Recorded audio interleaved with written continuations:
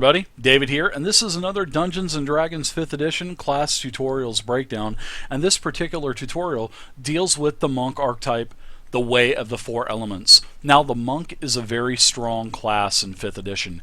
Out of all the classes in D&D 5e, the monk gets the most amount of class features for its baseline feature list. You're going to get martial arts, which basically you deal damage, a flat amount of damage with unarmed attacks or with your monk weapon. You get key points, which allow you to do more and more things as you get higher and obtain more key points. The unarmored movement, this unarmored movement will stack on top of your base race movement that you get, and you're going to get a multitude of other things. Unarmored defense, you're going to get to deflect missiles, you're going to get 5 ability score improvements that allow you to raise your ability score points, or it allows you to take a feat. You're going to get purity of body, talking of the sun and moon, diamond soul, timeless body, and the list just goes on and on and on. Like I said, the monk gets the most amount of class features of any class in D&D 5e, so the monk is really strong. Now, at level 3, you get to choose a monastic tradition, and the monastic tradition is basically another flavor that's going to add certain elements on top of everything else that you already get for the monk. So the way of the four elements is basically where you follow the monastic tradition of this, and it teaches you to harness the elements. When you focus your ki, you can align yourself with the forces of creation and bend the four elements to your will, using them as an extension of your body. Some members of this tradition dedicate themselves to a single element, but others weave the elements together. Many monks of this tradition tattoo their bodies with representations of their ki powers, commonly imagined as coiled dragons, but also as phoenixes, fish, plants, mountains, and cresting waves. So basically, the way of the four elements are going to let you cast spells that deal with fire, cold, earth, and water. It's really nice. And this is more of an advanced archetype. So it involves a couple more mechanics than the Way of the Shadow or the Way of the Open Hand. So if you're a more advanced player, I would probably recommend playing the Way of the Four Elements. This is a really strong archetype. Now, you're going to get 3 of these, well, you're going to get 4 of these features. You're going to start with 2, and then you're going to get to choose another at 6, 11, and 17. So let's look at all of these different elemental disciplines, and here they are. So there's some rules that go along with using these elemental disciplines, and you're going to see that they have level requirements and whatnot. You're going to have to spend ki. You can upgrade these, and we're going to go over all this. So the base rules for this is you learn magical disciplines that harness the power of the four elements. A discipline requires you to spend the ki points each time you use it, and you can see it will tell you in the description the base, and then if it's upgradable, then you can even spend more ki points. Now, you're going to automatically start, whenever you choose this monastic tradition at level 3, you're going to automatically get elemental attunement discipline and one other elemental discipline of your choice. And here's all the selection. There's a total of 17 of them. There's a really nice selection. Now, also, you're going to learn one additional element discipline of your choice at level 6, 11, and 17 that we already mentioned. Now, also, here's a really cool thing that they allow you to do. So whenever you get to learn another elemental discipline, you can replace one of the old elemental disciplines that you already know with a different one, just in case you don't like one. So if you don't like, Clench of the North Wind, you can get rid of it. But you're always going to have to keep Elemental Attunement because you automatically get this. So you cannot dump this for something else. So the casting rules, some of these elemental disciplines, they're going to allow you to cast spells, like we said. You're going to have to look at Chapter 10 in a player's handbook for the general rules of spell casting. Now, to cast one of these spells, you use its casting time and other rules, but you do not need to provide material components for it. So, unlike the monk, well, the monk is not going to have to do this, but if you were playing a cleric or if you were playing a wizard or a druid, one of the other traditional types of casters, you would have to have the focus implement or spell component pouch to satisfy the material portion of the spell. But seeing that you're spending your ki points, I assume that probably satisfies the material component. So you don't have to worry about a focus. and you don't have to worry about any kind of spell polish. Now, once you reach 5th level in this class, you can spend additional key points to increase the level of an elemental discipline that you cast, provide that the spell has an enhanced effect at a higher level and allows you to be able to upgrade it. Like I mentioned, you can do this at 5, 9, 13, and 17. So we're going to get to that in just a second. Now, the maximum number of key points you can spend to cast a spell in this way will be the base. It'll be the base key point cost and any additional key points you spend to increase its level is determined by your monk level as shown on the spells and key point table. And here it is right here. Now, we're going to start with Sweeping Cinder Strike because this gives you an example here. So Sweeping Cinder Strike, you can spend 2 key points to cast Burning Hands. Burning Hands is a great spell. It shoots fire in a 15 cone, in a 15-foot cone out from you, and it will do 3d6 fire damage. So that is Sweeping Cinder Strike. Now, Sweeping Cinder Strike can also be upgraded. So when you spend your 2 key points to cast this, you get to cast it just at 3d6 at a 15-foot cone. Now, when you hit level 5, you can spend 3 key points and upgrade it. So when you upgrade Burning Hands or Sweeping Cinder Strike, you will get an additional 1d6 fire damage for every single point that you upgrade this. So when you're level 9, you can upgrade it again, and you'll spend 4 key points now, and you'll do an additional 2d6 damage. Level 13, this is the 3rd time you can upgrade it. You can do 5 key points and spend that amount, and then you'll do an additional 3d6 damage. And then at level 17, which is the final time that you can upgrade Sweeping Cinder Strike, you'll spend 6 points and you'll do an additional 4d6 damage on top of the base 3d6 damage. So if you cast Sweeping Cinder Strike, which is really Burning Hands, you'll do the base of 3d6 plus, seeing that you upgraded it 4 times, spent 6 points, an extra 4d6 for a total of 76. So that's how you upgrade these spells. Now, some are upgradable, some are not, but Sweeping Cinder Strike is. So let's go ahead and start going over all of these elemental disciplines. Breath of Winter requires level 17. All right, now this allows you to spend 6 key points and cast Cone of Cold. So Cone of Cold is a 60-foot cone, and it does 8d8 cold damage. Now, seeing that this is level 17, this already, you spend 6 key points already. You can see that level 17, you can't spend anything else because you can only spend 6 key points. So Breath of Winter, you can use this at level 17 plus. It's a 60-foot cone, 8d8 cold damage. Really strong Breath of Winter. Next, Clench of the North Wind. Clench of the North Wind, you have to be level 6 to take this elemental discipline. And when you take this discipline, you're going to be able to spend 3 key points and cast the spell Hold Person. Now, Hold Person allows you to basically paralyze humanoids. Not monsters, but humanoids. Now, you can upgrade Clench of the North Wind. You can upgrade Clench of the... you can little tongue tied there. You can upgrade Clench of the North Wind. Say that fast 5 times quick. Go.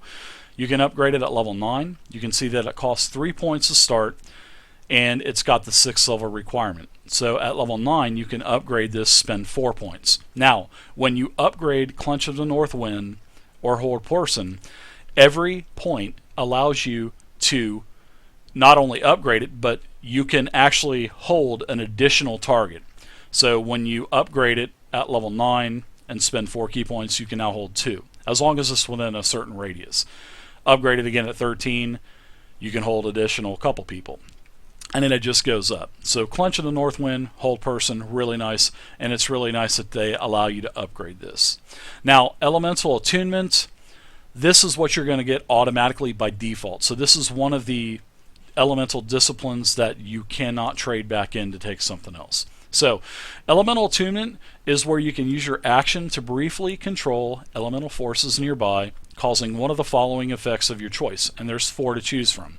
So the first one is you can create a harmless, instantaneous sensory effect related to air, earth, fire, or water, such as a shower of sparks, a puff of wind, a spray of light mist, or a gentle rumbling of stone. Second thing you could do, instantaneously light or snuff out a candle, a torch, or a small campfire. Third thing you can do, chill or warm up to 1 pound of non-living material for up to 1 hour. And the last thing that you can do is cause earth, fire, water, or mist that can fit within a 1-foot cube to shape itself into a crude form you designate for up to 1 minute. Really cool. So the next thing that you can get is Eternal Mountain Defense. And Eternal Mountain Defense requires you to be level 11 before you can take it. And this allows you to spend 5 key points and cast Stone Skin on yourself, basically protecting yourself. Now, Stone Skin basically works like this. It puts resistance on you against any kind of melee or ranged damage, such as piercing, slashing, or bludgeoning. So piercing, slashing, bludgeoning, if you get hit, you have Stone Skin on you or Eternal Mountain Defense. That means that you're resistant, and the resistant mechanic in 5th edition is you take half damage. Really nice. Now, one other thing about Stone Skin is this cannot be upgraded. So 5 key points is the maximum amount that you can spend. Now, Fangs of the Fire Snake is when you use the action, the attack action on your turn, you can spend 1 key point to cause tendrils of flame to stretch out from your fist and feet. How cool is that? Just imagine that. Having flames of tendrils coming out from your fist and feet. I like that. Now, your reach with your unarmed strikes increases by 10 feet for that action, as well as for the rest of the turn. So basically it's saying you can actually get a 10-foot and you can actually take an attack of opportunity on someone for the rest of your turn. Really nice, as long as it happens with your turns. But as soon as your turn is done, then you won't be able to take that. So you have such a short window, it's really not even, you're really probably not even going to get an attack of opportunity unless something drastically happens. So a hit with such an attack deals fire damage instead of bludgeoning damage, and if you spend 1 additional key point when the attack hits, it also deals an extra 1d10 fire damage. So that's pretty straightforward. You'll spend your base 1 key point. You'll get the flame tendrils coming out of your hands and feet, and then you can spend the additional 1 key point if the attack hits, and you'll do an extra 1d10 fire damage. So that's pretty nice. It does not include any kind of spell at all. So the next thing is Fist of Four Thunders, and the Fist of Four Thunders, this is where you spend 2 key points to cast Thunderwave. And Thunderwave is a great spell. Now, Thunderwave, you could take this at level 3. And Thunderwave basically works off of a point on you, and it has a 10-foot push in all directions. So this is also going to do thunder damage, which is 3d8. So you're going to do 3d8 damage, and all of the targets will be pushed 10 foot. And this is a this is a really nice spell. So Thunderwave can be upgraded. Now you can see that it costs 2 points, and it's level. You can take it at level 3. So at level 5, you can upgrade this to a 3-point key cost, and every time you upgrade Thunderwave, you'll gain an additional 1d8 damage. And I'm sorry, the base damage for Thunderwave is 2d8 damage, not 3d8. So it's 2d8. So if you upgrade it for 3 key points at level 5, now you'll do the 3d8.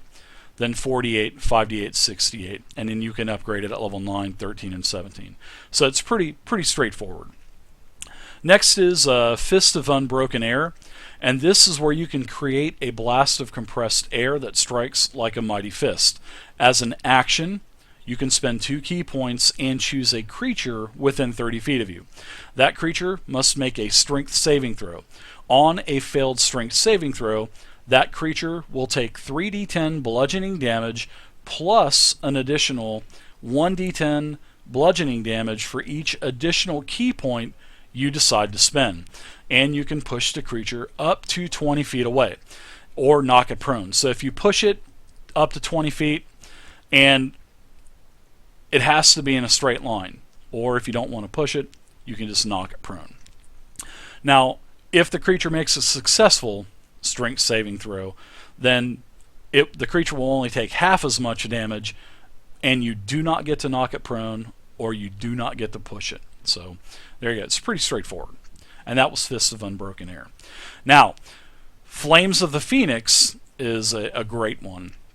And you get to take this at 11th level. Now, Flames of Phoenix allows you to spend 4 key points to cast the wizard spell Fireball. How cool is that? Not only do you get to have flame tendrils coming out of your hands and feet, you also get to cast Fireball as a monk. That is awesome. So, Fireball is a great spell. It has a really nice range on it. You set the point. It has a radius explosion. The damage is 8d6 fire damage to start with. And you can cast this up to like 150 feet away, as long as you can see the point of where you want to put it. I mean, Fireball is awesome. Now, as you can see, it costs you 4 points, and you have to have a level 11. So it fits in this category here, and Fireball can be upgraded. Now, when you upgrade Fireball, it's going to give you an additional 1d6 damage. So at level 13, you can spend 5 key points and get an additional, 1d6 damage on top of the already 8d6 that you get. So you'll do 9d6, and then you can upgrade it to its maximum for the monk at 17 and do 10d6 fire damage. I mean, what is not to love about that? I mean, that's just great. Now, next, you're going to get to choose from Gong of the Summit. This has a 6th level monk requirement, and this is where you can spend 3 key points to cast Shatter. Now, Shatter is a really cool thing too. It does 3d8 thunder damage, and it'll also break items made of glass and other whatnot. And it has an area of effect explosion, and the casting range is 60 feet. Now, Gong of the Summit, seeing that it takes a 6th level requirement, you can upgrade this. And, Gong of the Summit costs 3, so when you get to 9th level, you can spend 4 key points, upgrade it, and when you upgrade it, Shatter gives you an additional 1d8 damage, thunder damage, per key point that you're going to basically upgrade it. So as you can see, it's pretty easy. Once you get the mechanic down, you can start getting this maximum key for a spell, and then it starts getting pretty easy for you. So next, you get Mist Stance, which is a level 11 requirement, and this allows you to spend 4 key points to cast Gaseous Form, targeting yourself, and Gaseous Form cannot be upgraded, and you can just read the spell description for that. It basically turns you into a gas form, and you can kind of creep around. Pretty cool. Next is Ride the Wind. This also has a level 11 requirement, and this is where you can spend 4 key points to cast Fly, targeting yourself. How cool is that? Not only do you got flaming tendrils for hands, you can cast Fireball, now you can fly as a monk. That is total Crouching Tiger, Hidden Dragon, and I love it. So, Ride the Wind. You spend your 4 key points to fly, you target yourself, you fly 60 feet around, and the great thing about Fly is that it can be upgraded. So at level 13, you can upgrade it, spend 5 key points, and when you upgrade it, you can bring someone with you. 1 additional person, and then when you upgrade it again at 17, you can bring another additional person. That's really cool. So you and 2 other passengers, you'll be getting your frequent flyer miles. So that is Ride the Wind. Next is River of Hungry Flame. And River of Hungry Flame, this is where you spend 5 key points to cast Wall of Fire. Wall of Fire is a great spell also. Wall of Fire basically allows you to create a 60-foot long wall. It lasts for 1 minute, and it will do 5d8 fire damage. Now the cool thing is Wall of Fire can be upgraded also. As you can see that it has the level 17 requirement, but it only costs you 5 key points. So you can spend a maximum, and seeing that the level requirement is 17 to cast River of Hungry Flame, you can also upgrade it because you're 17, and you can get an additional 1d8 fire damage for that wall. So you can also use, let's go ahead and take a look at Rush of the Gale Spirits. Now this is where you can spend 2 key points to cast Gust of Wind. And Gust of Wind is basically just a push that you can push creatures back up to, I believe it's 15 feet. And I believe that you can use this as a bonus action. So I may be, I'll have to double check it, and I'll amend the video if there's any corrections that need to be made. But this definitely allows you to push creatures up to 15 feet. And this cannot be upgraded. So, but Rush of the Gale Spirits, still a great elemental discipline. Now next we have Shape the Flowing River. As an action, you can spend 1 key point to choose an area of ice or water no larger than 30 feet on a side within 120 feet of you. You can change water to ice within the area and vice versa, changing ice to water. Now you can also reshape ice in the area in any manner you choose. You can raise or lower the ice's elevation, create or fill in a trench, erect or flatten a wall, or form a pillar. Now take into consideration, not only you can do this for ice, but you can do this for water also. Now, the extent of any such changes can exceed half the area's largest dimension. For example, if you affect a 30-foot square, you can create a pillar up to 15 feet high, raise or lower the square's elevation by 15 feet, dig a trench up to 15 feet, and so on and so on and so on. It's just half. Now, you cannot shape the ice to trap or injure a creature in the area, so don't think you're going to just, create this and then drown them with water. It's just not going to work. Now, we've already gone over Sweeping Cinder Strike, going over the mechanics. No need to do it again. Now we'll do Water Whip. I think Water Whip's really nice. So, Water Whip allows you to spend 2 key points as a bonus action to create a whip made out of water that shoves and pulls a creature to unbalance it. A creature that you can see that is within 30 feet of you must make a dexterity saving throw. And on that failed dexterity saving throw, the creature will take 3d10 bludgeoning damage plus an extra 1d10 bludgeoning damage for each additional key point you spend. And you can either knock it prone or pull it up to 20 feet closer to you. So you can knock it prone, or if you pull it, pulling means you have to pull it in a straight line towards you. You can't zig it around all over the place. So you pull it 25 feet or knock it prone. Now, on a successful dexterity saving throw, the creature will take only half as much damage, and you do not get to knock it down, and you do not get to pull it. So, really cool. I like Water Whip. And you could take that at level 3.